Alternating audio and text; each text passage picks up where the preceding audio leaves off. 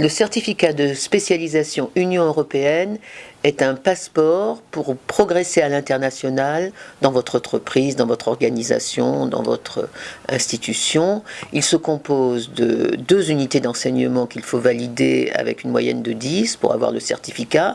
Et surtout, ces 2 unités sont déployées à la fois en présentiel et à distance, quelle que soit votre situation sur la planète.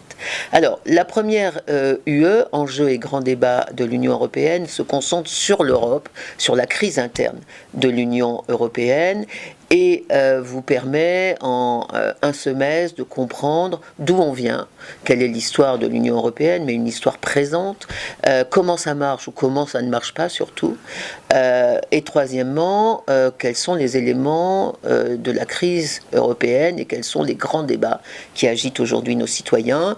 Alors, est-ce qu'il faut continuer à s'élargir ou pas? Est-ce qu'il faut continuer à faire confiance aux États-Unis de Donald Trump pour notre sécurité et notre défense ou pas? Est-ce qu'il faut construire une souveraineté stratégique européenne?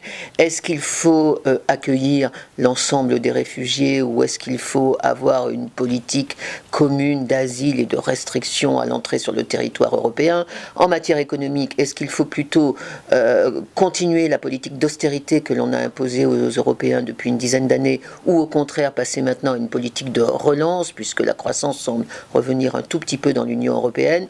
Donc ça, c'est l'ensemble des sujets qui sont vus dans la première unité d'enseignement et l'objectif est vraiment de vous faire comprendre les termes du débat. Je donne tous les argumentaires, les pour, les contre, je ne tranche pas, mais vous pouvez à la fin de cette UE connaître l'ensemble des positions des différents partis dans ces débats. Deuxième UE, c'est la mondialisation et l'Union européenne. Alors elle prend le problème de la crise européenne, mais à l'envers, c'est-à-dire on part de très haut de la mondialisation et on essaye de conclure par ses conséquences au niveau de l'Union européenne. Alors on regarde très rapidement les grands indicateurs de la mondialisation, la démographie, l'économie, l'énergie, etc. Et ensuite, on regarde les grands acteurs, les États-Unis, la Russie, la Chine, l'Afrique, et enfin les grands enjeux qui peuvent bouleverser, voire révolutionner les politiques habituelles de l'Europe. Parmi ces grands enjeux, il y a bien sûr l'écologie, l'environnement, la survie de la planète.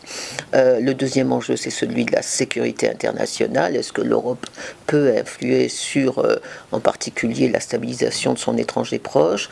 Troisième enjeu, bien sûr, la prospérité. Est-ce qu'on va dans un monde où ni la sécurité ni la prospérité ne sont assurées au niveau de l'Union européenne? Est-ce qu'on passe plutôt à une Europe vulnérable plutôt qu'à une Europe désirable? Et le dernier enjeu, bien sûr, c'est l'avenir de l'Europe politique. Est-ce que dans la mondialisation, avec ces grandes masses que sont les États-Unis, la Russie, il y a une place pour une masse politique européenne plus unifiée, plus influente sur la scène internationale?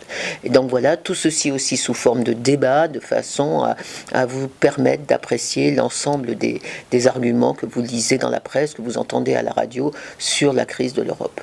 Je vous attends donc très nombreuses et très nombreux au CNAM Paris.